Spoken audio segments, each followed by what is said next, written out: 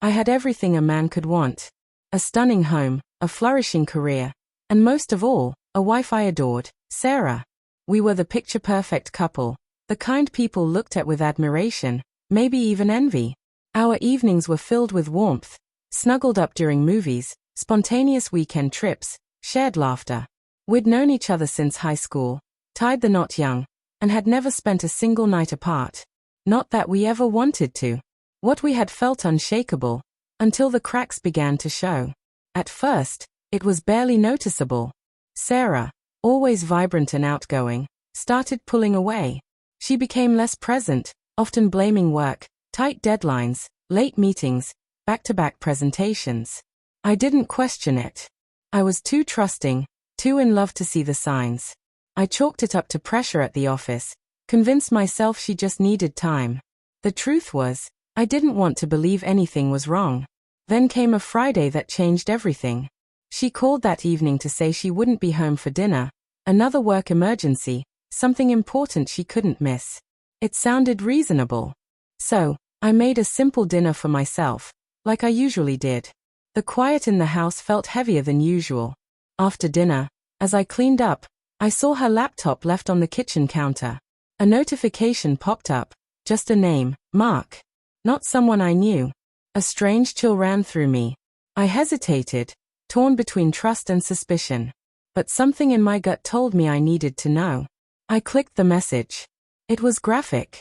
Unmistakably intimate. It wasn't flirtation, it was something deeper, rawer. The kind of exchange that only comes from real encounters, not fantasy. My stomach turned. This wasn't a one-off. It was fresh. Personal. Real. The kind of betrayal that shatters your world in one breathless instant. One message mentioned a hotel and a date, the night before. My mind reeled. Desperate to prove myself wrong, I stumbled upstairs and opened the drawer where she kept things she didn't use every day. Right there, a lipstick I'd never seen before. A deep shade, bold. It was still warm from use. That was it. The truth crashed down with brutal clarity. The woman I thought I knew inside and out had spent the night with someone else. And the pain? It wasn't just emotional. It was physical. I felt it like a knife in my chest, like I was suffocating. Those words I had read, the images they conjured, they played in my mind like a cruel film, each frame cutting deeper. That night, sleep never came. I just lay there, staring at the ceiling, torn between memories of a love I believed in and the reality of her betrayal.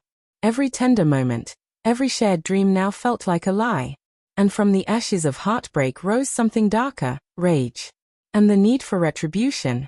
The days that followed were agonizing. Sarah carried on as if nothing had changed. She greeted me with the same affection, kissed me good morning, called me the same sweet names. Each gesture twisted the knife. I wanted to expose her, confront her with everything I knew. But I didn't. I decided I wouldn't let my pain explode. I'd turn it into precision. Revenge, not loud and reckless, but calm, cold, and unforgiving. I found a lawyer. I started divorce proceedings quietly. I moved half of our savings into a new account. Sarah had destroyed our marriage. I was going to take back control, and make sure she felt the cost. I discovered the truth about her betrayal and began compiling proof, every message, every clue. I even visited the hotel where they met, confirmed everything with the front desk staff. The more I uncovered, the more determined I became. I refused to be a passive victim. I would take back control of my life, restore my self-worth, and find peace on my own terms. What began as heartbreak transformed into a mission. I called it Operation Open Book, my way of revealing her deceit to the world. I reached out to everyone we knew, friends, family, co-workers.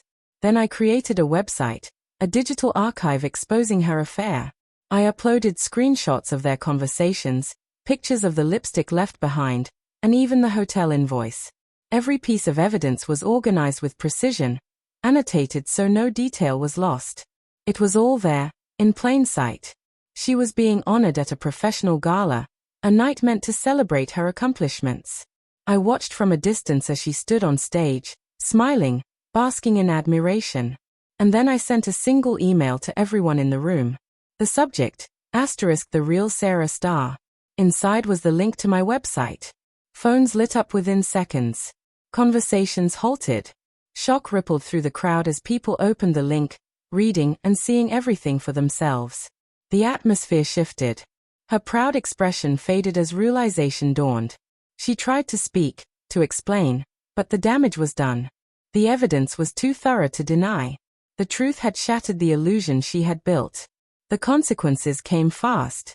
Her professional reputation collapsed, her friendships frayed, and the respect she once commanded vanished.